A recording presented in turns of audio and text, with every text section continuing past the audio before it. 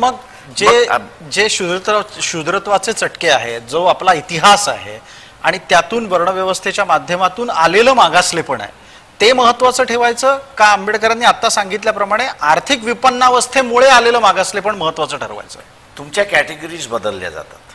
अच्छा, म्हणजे आरक्षणाच्या बाबतीत प्रश्न असा आहे त्याच्यामध्ये की जे सोशल मागासलेले आहे त्याचा अपलिफ्टमेंट जोपर्यंत होत नाही तोपर्यंत इतरांच्या बरोबरीने येत नाही. It's a different category. ही तुमची नवीन कॅटेगरी उभी राहिलेली आहे.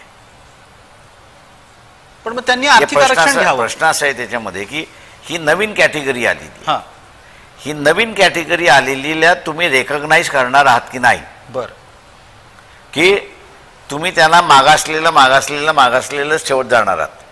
मी जसं म्हटलं की तुच्छता, हो, या तुच्छतेनेच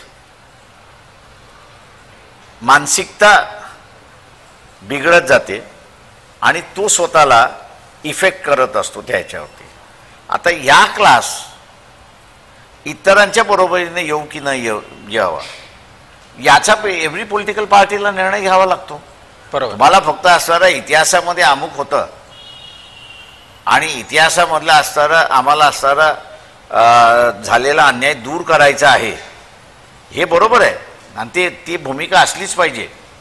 माझं म्हणणं असं आहे, पण आत्ताच्या राज्यामध्ये करत असताना तिथे नवीन क्लास हा जर मागासवर्गीय होणार असेल किंवा होतोय, आपल्याला दिसतोय, त्याला अरेस्ट करणं हे सुद्धा इथल्या व्यवस्थेची जबाबदारी असं मी त्या ठिकाणी मानतोय. 2024 मध्ये त्याच्यामुळे म्हणून आम्ही त्याच्यामधली जी भूमिका घेतली की तुम्ही तुलनात्मक करू शकत नाही, तुम्ही एकमेकांना तुम्ही त्या दोघांना एकत्र करू शकत नाही, तुम्हाला दोघांना वेगळंच ठेवावं लागेल.